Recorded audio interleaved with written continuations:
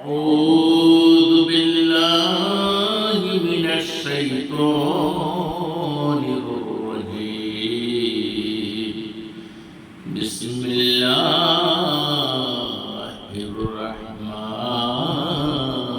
الرحيم يا أباتي لما تعبدون ما لا يسمع ولا يبصر ولا يغني عنك شيئا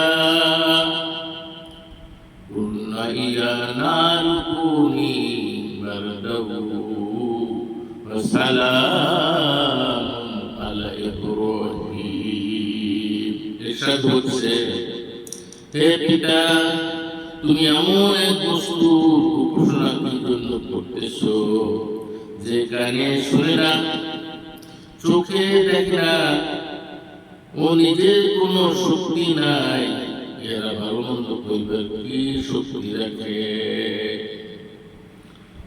আর কুলনা ইয়া নারু কুনি বারদাউ ওয়া সালামুন আলা ইব্রাহিম হে আগুন তুমি আমার দোস্ত ইব্রাহিমের জন্য স্নিগ্ধ শীতল এবং আরামদায়ক হয়ে যাও। সুবহানাল্লাহ। সুপ্রিয় দর্শক শ্রোতা মণ্ডলী, পবিত্র কালামে বর্ণিত হযরত ইব্রাহিম আলাইহিস সালামের কিছু ঘটনাবলী আপনাদের সম্মুখে পেশ করতে যাচ্ছি। প্রতাপশালী বাদশা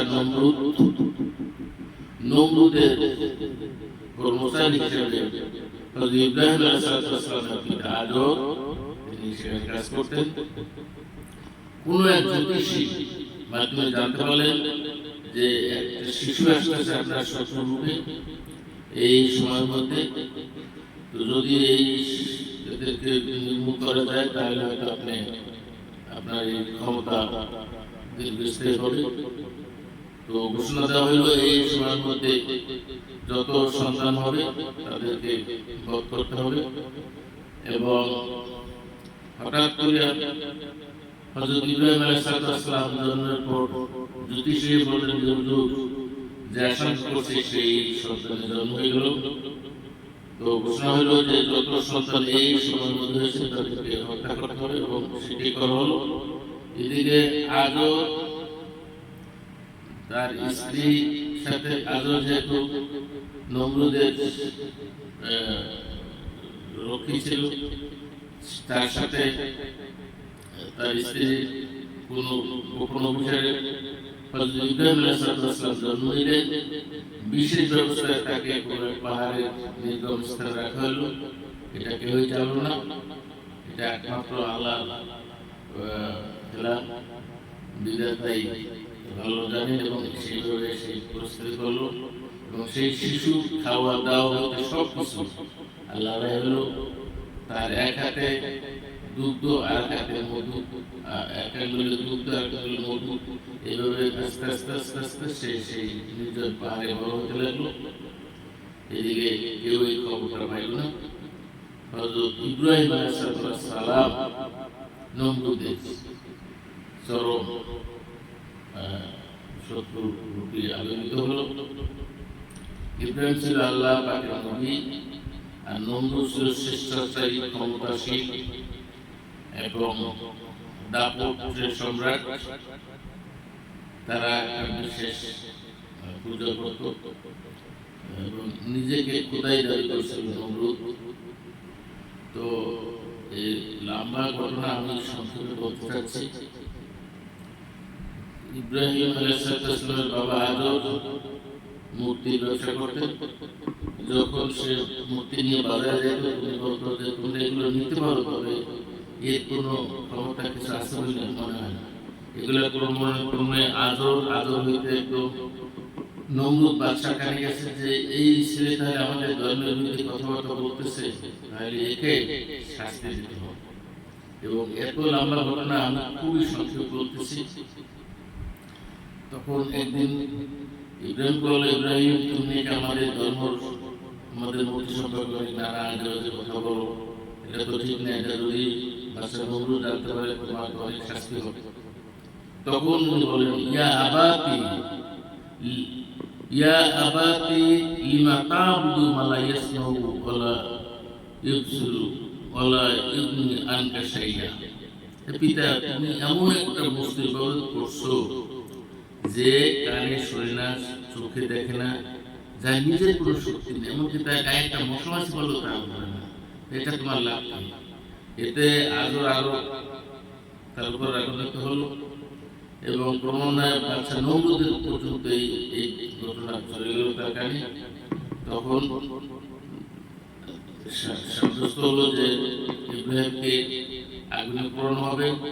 বিশাল এক অগ্নিকুণ্ড সাজানো হলো, সেখানে হযরত ইব্রাহিম আলাইহিস সালামকে সর্বগায়ে দিয়ে পালানো হবে। তো আগুনের ফেরেশতা, বাতাসের ফেরেশতা, পানির ফেরেশতা এসে বলল, হুজুর আপনারা আমরা কি উপকার করতে পারি? তো ইব্রাহিম বলল যে আমি তো তোমাদের কোনো উপকার চাই না, আমার দয়াময় প্রভু সে যে ব্যবস্থা করবেন আমি তার কথাই, তার দিকে আমি তাকিয়েছি, তিনি যেটা ভালো মনে করবেন সেটা আমি বেছে নেব, তোমাদের কোনো সাহায্য আমি চাই না। এখানে তিনি একটা ধৈর্যের পরীক্ষা করলেন। তখন আল্লাহ রাব্বুল আলামিন দেখলেন তার প্যারে নবী ইব্রাহিম খলিলুল্লাহ, আল্লাহর বন্ধু ইব্রাহিম খলিলুল্লাহ, সে একমাত্র তারই উপর নির্ভরশীল। তখন উনি আদেশ করলেন, কুল্না ইয়া নারু কুনি বারদাও ওয়া সালামুন আলা ইব্রাহিম। হে আগুন, তুমি আমার দোস্ত ইব্রাহিমের জন্য স্নিগ্ধ, শীতল এবং আরামদায়ক হয়ে যাও। কথিত আছে 40 দিন পর্যন্ত সে আগুনে পোড়ানো হয়েছিল, কিন্তু আগুন হয়ে গেছিল তার জন্য ফুলের বাগিচা এবং তার জন্য খাবার আসতো। এবং সে বললেন যে আমার জীবনে যতদিন বেঁচে ছিলাম সবচেয়ে ওই আগুনে পোড়ার কয়টা দিনই আমি সবচেয়ে শান্তিতে ছিলাম।